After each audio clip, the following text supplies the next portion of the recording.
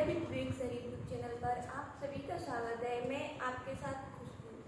चलो हम बिना डिस्टर्ब किए बिना अपनी क्लास कंटिन्यू करते हैं। हमारा क्वेश्चन है, निम्नलिखित में से कौन सा जोड़ा सम्मिलित नहीं है।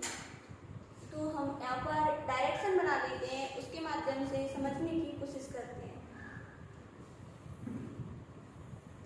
यहाँ पर हमारा उत्तर है, यहाँ पर हमारा दक्षिण है, यहाँ पर हमारा पूर्व है, यहाँ पर पश्चिम है।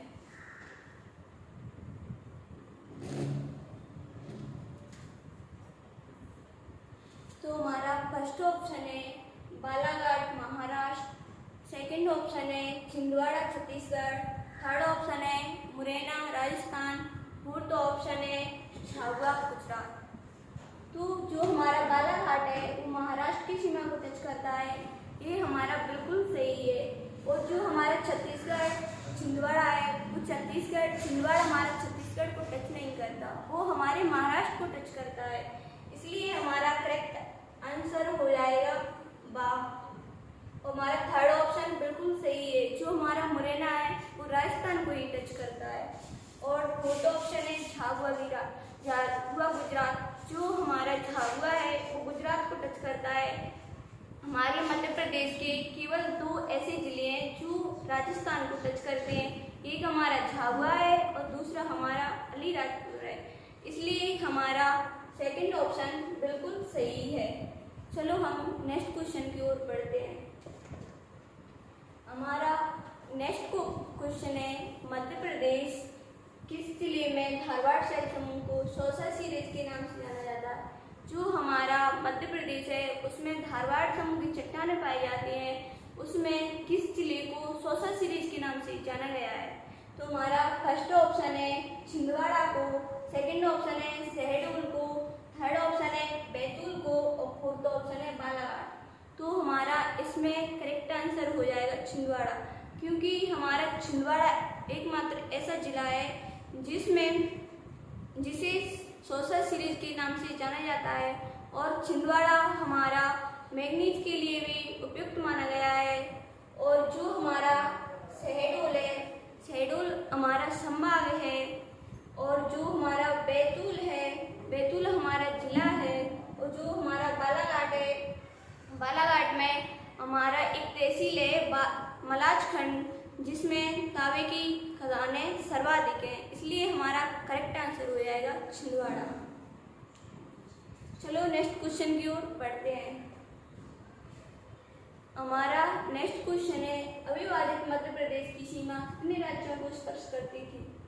तो मैं आपको बता दूं, जब हमारा छत्तीसगढ़ विभाजन नहीं हुआ था तब हमारे मध्य प्रदेश को 7 जिले स्पर्श करते थे, लेकिन 1 नवंबर 2000 को जब हमारा छत्तीसगढ़ विभाजन हो गया था उसके बाद हमारे मध्य प्रदेश को 5 राज्य स्पर्श करते थे। छत्तीसगढ़ विभाजन से पूर्व हमारे मध्य प्रदेश को 7 राज्य आंध्र प्रदेश, बिहार, उड़ीसा, उत्तर प्रदेश, महाराष्ट्र, गुजरात और राजस्थान करते थे, लेकिन छत्तीसगढ़ विभाजन के बाद हमारे मध्य प्रदेश को राजस्थान, गुजरात, महाराष्ट्र, छत्तीसगढ़ और उत्तर प्रदेश टच करते, इसलिए हमारा करेक्ट आंसर हो जाएगा कि हमारे मध्य प्रदेश को विभाजन से पहले 7 राज्य स्पर्श करते थे। हमारा करेक्ट आंसर है इसमें 7। आशा करती हूँ आप सभी को समझ में आ गया होगा। अगर आपको कोई प्रॉब्लम हो तो मुझे कमेंट में कमेंट करके जरूर बताएं। चलो नेक्स्ट क्वेश्चन की ओर बढ़ते हैं। हमारा नेक्स्ट क्वेश्चन है, मध्य प्रदेश की उत्तरी सीमा का निर्धारण किसी नदी द्वारा किया जाता है। जो हमारा मध्य प्रदेश है उसकी उत्तरी सीमा कौन सी नदी बनाती है। हमारा फर्स्ट ऑप्शन है खाली सिंध, सेकंड है चंबल, थर्ड है पार्वती और फोर्थ है सिंध। तो मैं आपको बता दूं, जो हमारी खाली सिंध है वो हमारे देवास के बागली गांव से निकली है। और जो हमारी चंबल है वो हमारे इंदौर के जानापाव पहाड़ी से निकली है, इसकी ऊंचाई 881 मीटर है। और जो हमारी पार्वती नदी है वो हमारी सीहोर के आष्टा से निकली है। और जो हमारी सिंध है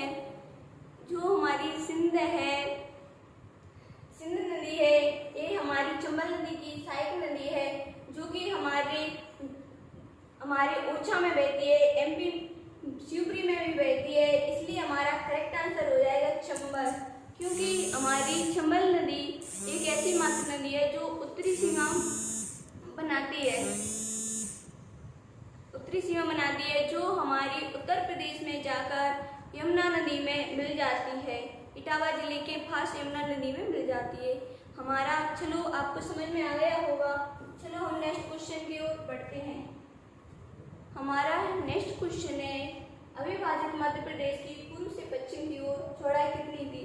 जब हमारा छत्तीसगढ़ विभाजन नहीं हुआ था उसके पहले हमारे मध्य प्रदेश की पूर्व से पश्चिम की लंबाई कितनी थी?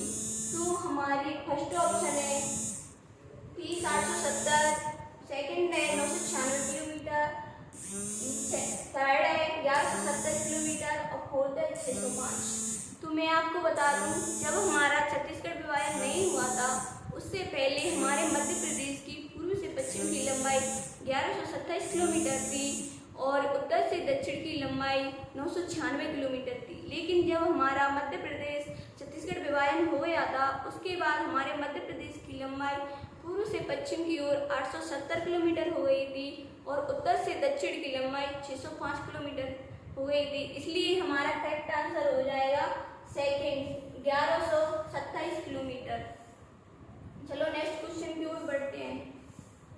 हमारा नेक्स्ट क्वेश्चन है, मध्य भारत का पठार प्रदेश के कितने प्रतिशत भाग में विस्तृत है? जो हमारा मध्य भारत का पठार है वो कितने भागों में फैला हुआ है? तो मैं आपको बता दूं, हमारे मध्य प्रदेश को भौगोलिक रूप से 3 भागों में विभाजित किया गया है। फर्स्ट मध्य उच्च प्रदेश, सेकंड पूर्वी पठार और थर्ड सतपुड़ा मैखाल पर्वत श्रेणी। जो हमारा मध्य उच्च प्रदेश है उसको भी 5 भागों में विभाजित किया गया है। मालवा का पठार, बुंदेलखंड का पठार, रीवा पन्ना का पठार, नर्मदा सोन घाटी। और जो हमारा पूर्वी पठार है उसको केवल एक भाग में वर्गीकृत किया गया है, उसका नाम बघेलखंड है और हमारा एक सतपुड़ा मैखाल पर्वत श्रेणी है। हमारा जो मध्य भारत का पठार है वो मध्य उच्च प्रदेश का भाग है, इसका प्रतिशत 10.6% है। इसलिए हमारा करेक्ट आंसर हो जाएगा 10.6%। आई होप आप सभी को समझ आ गया होगा। चलो हम नेक्स्ट क्वेश्चन की ओर पढ़ते हैं। हमारा नेक्स्ट क्वेश्चन है, संपूर्ण मध्य प्रदेश निम्न में किस पठार का भाग माना जाता है? जो हमारा मध्य प्रदेश है वो किसका भाग माना जाता है?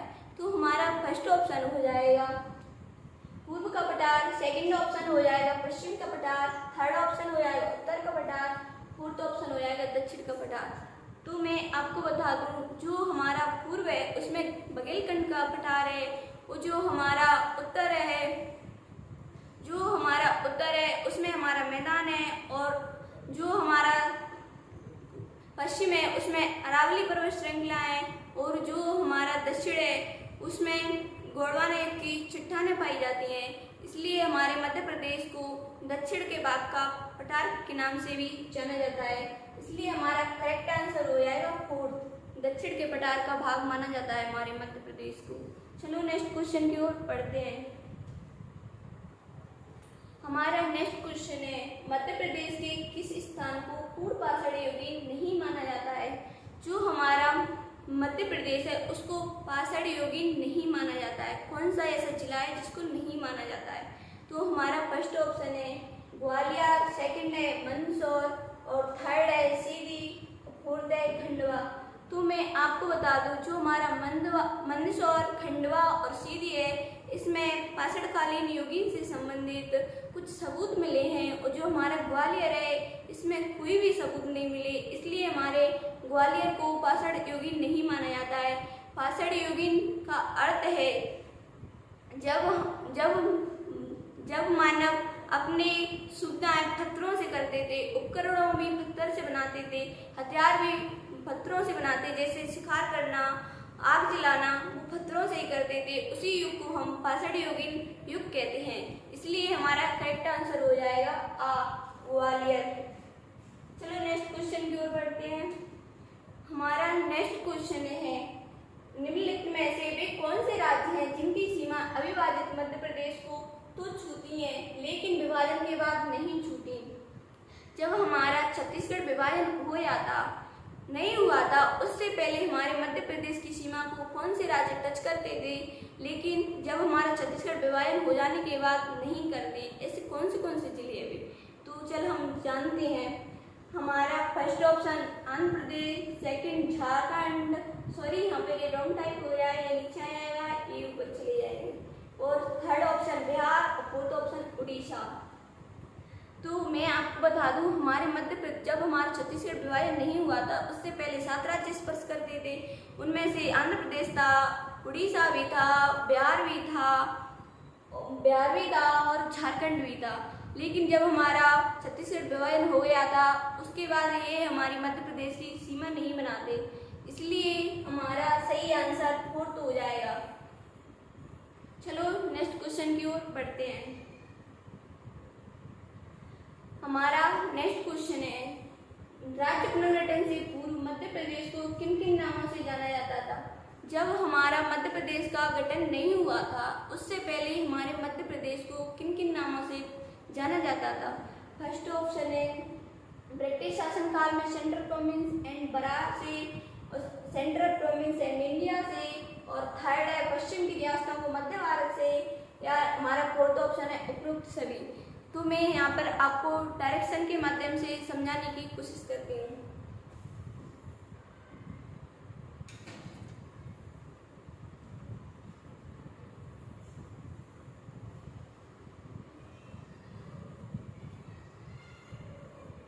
हमारा डायरेक्शन कुछ इस प्रकार से है। यहाँ पर हमारे छत्तीसगढ़ था,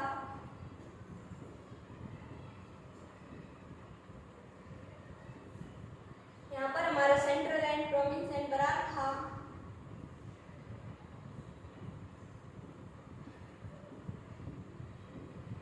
यहाँ पर हमारा विंध्य प्रदेश था,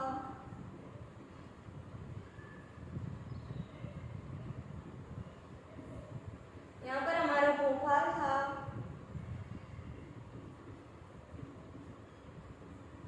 यहाँ पर हमारा मध्य भारत था। मैं आपको बता दूं, जो हमारा central and province and Berar था इसकी राजधानी हमने इसे पार्ट ए बनाया और इसकी राजधानी नागपुर रखी, और जो हमारा विंध्य प्रदेश है इसको हमने पार्ट सी बनाया और इसकी राजधानी हमने रीवा रखी, और जो हमारा मध्य भारत का पठार है उसको हमने पार्ट बी बनाया और उसकी राजधानी 5.5 महीनों के लिए ग्वालियर थी और 4.5 महीनों के लिए इंदौर थी। तो इसलिए हमारे राज्य पुनर्गठन से पहले हमारे मध्य प्रदेश को उपरोक्त सभी नामों से जाना जाता था। चलो नेक्स्ट क्वेश्चन की ओर बढ़ते हैं।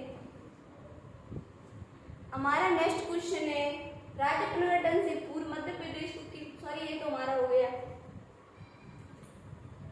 सिगार चोटी, जाना पाव तथा दहियारी चोटी किस पठार में स्थित है। तो मैं आपको बता दूं, जो हमारा मालवा का पठार है उसमें सिगार की चोटी, जाना पाव की पहाड़ी, दहियारी चोटी और अन्य चोटियां हैं। जो हमारा जाना पाव की पहाड़ी है उसकी 881 मीटर ऊंचाई है, जो हमारी दहियारी चोटी है उसकी 810 मीटर है, जो हमारी जाना पाव है उसकी 856 मीटर है, और जो हमारी सिगार की चोटी है उसकी 881 मीटर है, जो कि हमारे मालवा के पठार में स्थित है।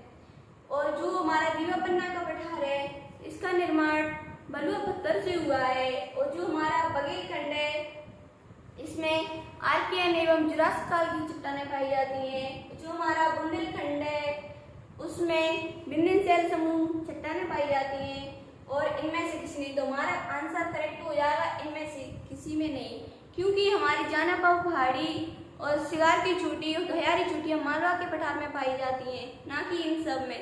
तो हमारा करेक्ट आंसर हो जाएगा फोर्थ, इनमें से कोई में नहीं।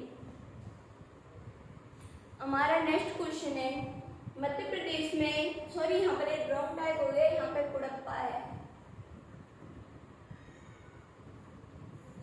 मध्य प्रदेश में कुड़प्पा क्रम की चट्टानें कहाँ पाई जाती हैं। बिजावर में, छतरपुर में, पन्ना में, उपरोक्त सभी में। तो मैं आपको बता दूं, जो हमारा बिजावर है ये हमारे ग्वालियर के अंतर्गत आता है, और जो हमारा छतरपुर है ये हमारा एक जिला है, और पन्ना भी हमारा जिला है, और ये हमारा राष्ट्रीय उद्यान भी है, और उपरोक्त सभी तो मैं आपको बीजावर के बारे में कुछ बता देती हूँ। यहाँ पर हमारा एक बीजावर नामक एक किला है जो कि ग्वालियर में स्थित है और हमारे ग्वालियर की स्थापना वीर सिंह ने की थी 1753 ईस्वी में। और यहाँ पर हमारे कई किले हैं और सासवल का मंदिर भी है। और जो हमारा छतरपुर है, इस छतरपुर में खजुराहो स्थित है जिसको यूनेस्को धरोहर में 1986 में सम्मिलित किया गया था। यहाँ पर बहुत सारे मंदिर भी हैं। और पन्ना है जो हमारा एक राष्ट्रीय उद्यान भी है जो कि हमारे पन्ना में स्थित है। हमारे पन्ना को हीरे के लिए जाना जाता है। जो हमारा पन्ना राष्ट्रीय उद्यान था उसकी स्थापना 1981 ईस्वी में की गई थी। इसे टाइगर रिजर्व में 1994 में सम्मिलित किया गया था। तो हमारा करेक्ट आंसर हो जाएगा उपरोक्त सभी। चलो नेक्स्ट क्वेश्चन की ओर बढ़ते हैं। हमारा नेक्स्ट क्वेश्चन है, मध्य प्रदेश में धारवाड़ क्रम की चट्टानें कहाँ नहीं पाई जाती हैं? जो हमारा मध्य प्रदेश है उसमें धारवाड़ की चट्टानें पाई जाती हैं, पर लेकिन ऐसा कौन सा स्थान है जहाँ पर धारवाड़ की चट्टानें नहीं पाई जाती हैं? तो चलो ऑप्शन की ओर बढ़ते हैं। हमारा फर्स्ट ऑप्शन है जबलपुर, सेकंड है खंडवा और थर्ड है बालाघाट और फोर्थ है रीवा। तो मैं आपको बता दूं जो हमारा जबलपुर है उसमें धारवाड़ समूह की चट्टानें पाई जाती हैं। जो हमारा खंडवा है, खंडवा में धारवाड़ की चट्टानें नहीं पाई जाती हैं, इसमें दक्कन ट्रैप की चट्टानें पाई जाती हैं। और जो हमारा बालाघाट है इसमें भी धारवाड़ की चट्टानें पाई जाती हैं और रीवा में भी धारवाड़ की चट्टानें पाई जाती हैं। जो हमारा रीवा है उसे सफेद शेरों के लिए भी जाना जाता है, इसलिए हमारा करेक्ट आंसर हो जाएगा सेकंड खंडवा। आई होप आप सभी को समझ आ रहा होगा। अगर नहीं आए तो आप प्लीज मुझे कमेंट करके जरूर बताएं। हमारा नेक्स्ट क्वेश्चन है, अविभाजित मध्य प्रदेश की भौगोलिक स्थिति क्या थी? सही कदम चुने। जब हमारे मध्य प्रदेश का गठन हो गया था उसके बाद हमारे मध्य प्रदेश की भौगोलिक स्थिति क्या थी? तो हम देखते हैं 17 डिग्री 40 मिनट उत्तरी अक्षांश से 26 डिग्री 30 मिनट उत्तरी अक्षांश तक। और सेकंड है 74 डिग्री 9 मिनट पूर्वी देशांतर से 84 डिग्री 51 पूर्वी देशांतर तक।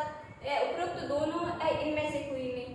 तो मैं आपको बता दूं जब हमारा छत्तीसगढ़ विभाजन नहीं हुआ था उससे पहले हमारे मध्य प्रदेश की भौगोलिक स्थिति 17 डिग्री 40 मिनट उत्तरी अक्षांश से 26 डिग्री 30 मिनट उत्तरी अक्षांश तक थी। उसके बाद 74 डिग्री 9 मिनट पूर्वी देशांतर से 84 डिग्री 51 मिनट पूर्वी देशांतर थी। लेकिन उसके बाद हमारा छत्तीसगढ़ विभाजन हो जाने के बाद हमारी मध्य प्रदेश की भौगोलिक स्थिति 21 डिग्री 6 मिनट उत्तरी अक्षांश से 26 डिग्री 30 मिनट उत्तरी अक्षांश थी। और उसके बाद 74 डिग्री 9 मिनट पूर्वी देशांतर से 82 डिग्री 48 मिनट पूर्वी देशांतर तक रह गई, इसलिए हमारा करेक्ट आंसर हो जाएगा उपरोक्त दोनों। चलो नेक्स्ट क्वेश्चन की ओर बढ़ते हैं। हमारा नेक्स्ट क्वेश्चन है, मध्य प्रदेश का सर्वोच्च शिखर धूपगढ़ किस पठार में स्थित है? जो हमारा मध्य प्रदेश है उसमें सबसे ऊंची चोटी धूपगढ़ की चोटी है जिसकी लंबाई 1350 मीटर है, जो कि हमारे सतपुड़ा श्रेणी में स्थित है। जो हमारी सतपुड़ा श्रेणी है उसके 3 उपविभाजित किए गए हैं। फर्स्ट राजपीपला है, सेकंड मध्य श्रेणी है और थर्ड मेघाल श्रेणी है। जो हमारी मध्य श्रेणी है उसके भी 2 भाग किए गए हैं, फर्स्ट महादेव और सेकंड ग्वालियर। जो हमारी धूपगढ़ की चोटी है वो हमारी महादेव श्रेणी में स्थित है, जो कि हमारे होशंगाबाद संभाग में एक पश्चिमी जिला तहसील है उसमें स्थित है। हमारा फर्स्ट ऑप्शन है मालवा के पठार में, सेकंड है बुंदेलखंड के पठार में और थर्ड है सतपुड़ा के पठार में और नर्मदा सोन घाटी में। तो जो हमारा मालवा का पठार है इसमें धूपगढ़ की चोटी नहीं है बल्कि इसमें शिकार की चोटी, जानाबाव की चोटी और धयारी अन्य चोटियां हैं। जो हमारी शिकार की चोटी है उसकी लंबाई 881 मीटर है और हमारी जानाबाव की पहाड़ी है उसकी लंबाई 854 मीटर है। जो हमारी धैयारी चोटी है उसकी 810 मीटर है। और जो हमारा बुंदेलखंड है उसमें एक सिद्ध बाबा की चोटी है जिसकी लंबाई 1172 मीटर है। और जो हमारा सतपुड़ा है इसमें हमारी धूपगढ़ की चोटी स्थित है जिसकी लंबाई 1350 मीटर है।